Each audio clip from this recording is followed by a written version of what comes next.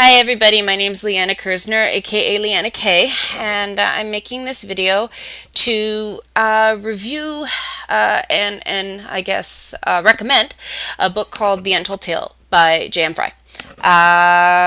Sorry if I stumbled, this is kind of long, but it was originally done as a written review, so I'm reading it off my phone.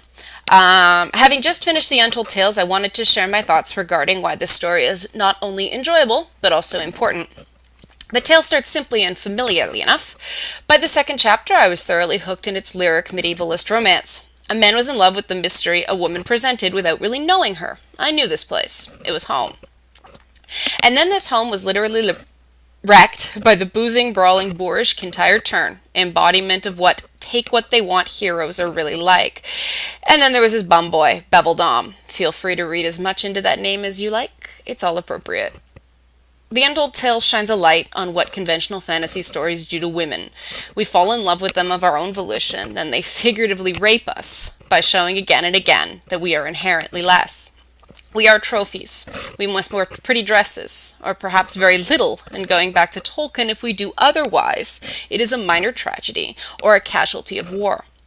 When we are permitted to be warriors, it's of the silly chainmail bikini type. Chainmail bikinis are visual metaphors that female warriors are just for show, and frequently they become the sexual conquests of male heroes after being bested in battle. The books, movies, TV shows, and video games make this sound consensual, but it is, to borrow a term from the tales, dubcon, or dubious consent. Sex is conflated with victory for men and defeat for women, and this is okay because this is the way the world works. So says these stories. This is an extremely unhealthy sexual message, and it leads to feelings of guilt over the sexual practices of even the most self-assured woman. The proper place for strong women is as the trophies of the heroes, which are themselves narrow cartoons of masculinity. Now, I'm not saying this is true of all books, it's just you got to admit, there's a lot of them. Nobody likes to talk about rape. It's ugly, it's scary. But we use it so much in fiction, and few stop to ask why. As a fantasy trope, it's the worst thing that can happen to a woman.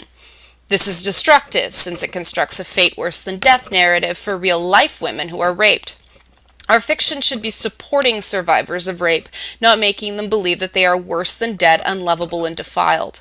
The stigma of rape does as much damage to the survivor as the act of violence itself, and narrative deaths, women who disappear from stories after being raped, often in drug-induced stupors to calm their hysteria, are too common.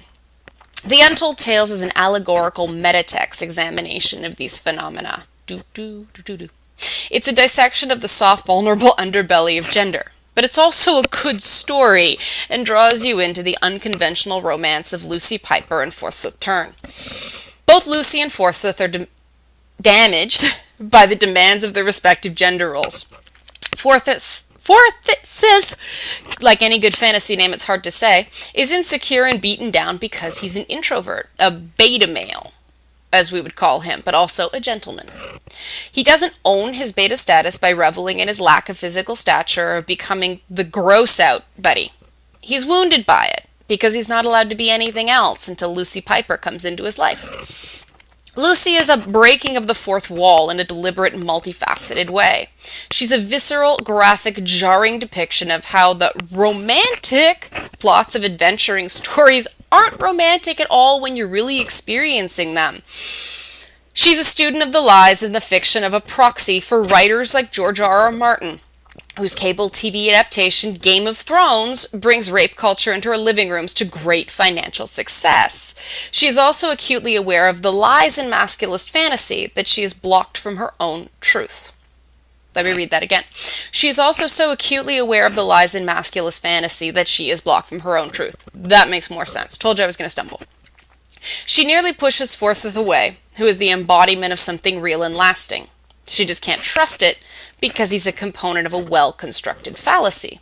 She's aware that fantasy fiction seems to succeed by creating an abusive relationship with the reader, but she still can't stop going back to the abuse. Lucy, who is not only a modern woman but a westernized Asian character, reflects the love-hate relationship that many women have with conventional fantasy. We're drawn to the adventure, but we hate our role in it. We laugh at the places where the writing is lazy, and we try to salvage the ill treatment of the asexualized male characters by homoeroticizing them. Characters like Frodo Baggins are denied the most human of desires, the desire to love and be loved in return. Our modern society equates asexuality with homosexuality in men, and so the prolific underground phenomenon of slash fiction has been born. The thing about this fan writing is that it tells some very real truths about how much women identify with and want to save and validate these demasculinized, desexualized characters. The great shame of the fantasy tradition is that for all the things that those that came after Tolkien have copied, they have not continued the idea that an action hero is not automatically God's gift to women. Forsyth Turn takes after Tolkien's Faramir, who wins the heart of the warrior Éowyn, after she realizes Aragorn is something of a chauvinist. Ironically, the scene in The Lord of the Rings where this is explained is cut from the film version. In The Untold Tale, it's the whole story. This is why the book is called The Untold Tale. It's all the things that exist in fantasy that aren't talked about. Characters exist below the waist. Guys who read can be heroes. We get to see the after effects of rape, see the pain and the confusion of a woman having to work through that aftermath. We see the dirt and the smells and the downtime, the tedium of going from place to place. These are the things that are usually scrubbed out of fantasy stories. The Untold Tale is not a treatise. It is not a thesis, nor is it a manifesto. It's a cry for help. It's a story of a woman who loves these stories, begging for them to stop hurting her. She stamps her feet. She cries and screams. She makes futile demands. It is only when she realizes that the world of fantasy does not want her, that it is repelling her, that she can see a very real, very wonderful man for who he really is. The scars on Lucy's back are the scars we women all have as fantasy fans. We are the damsel in distress, not the reluctant man against world adventurer. We are the seductress, not the Byronic hero. The inherent qualities of these different types of characters are comparable. All that differs is the gender. The roles forced on women are in themselves often rapes of our independence and our ambition. The Untold Tales is in places difficult to read. It contradicts itself, relies on the same tropes and devices it skewers, and it never seems to quite be what you want it to be. It is a world that embraces and rejects the reader in turns. It's self-aware fantasy. And that's the point. It's not one thing, because real people aren't one thing.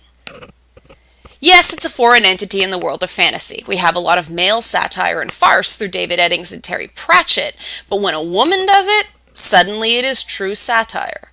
Uncomfortable satire. It's icky in places when it forces us to look somewhere we're not ready to see. And, like a good abusive relationship, then it's kind to us again, loving and begs us to come back. Books like this need a chance. Truths like this need a chance to live. Will we have to painstakingly explain the first book, and the second, and possibly the third? Yeah. But there are those of us prepared to do that. We need causes to champion. We need works we can support. We need things that can hold up on our shoulders and claim as our own instead of constantly being foreigners in a land ruled by men and bolstered by colonized and co-opted female voices. The battle to reclaim the feminine voice in fiction is one we have a responsibility to fight. And it's a losing battle if we don't champion books that speak the words of our magic. Our words of power may sound like irritating static to the white male-dominated world of fiction right now, but that's because no one is currently attempting to present them as inherently good. Lucy had to first learn some of Forsyth's language. As we learn the writings of Tolkien and Martin and Pratchett and Eddings and Brooks and so on, now as Forsyth entered Lucy's world, so must the publishing patriarchy, ignorant, small, but willing to listen and be better. So that's my review. Hope I didn't stumble too much. And if I was just talking to camera and being a person and instead of an analytical critic, I'd just say, give it a try. At the very least, it's a good ride. Okay, guys, happy reading.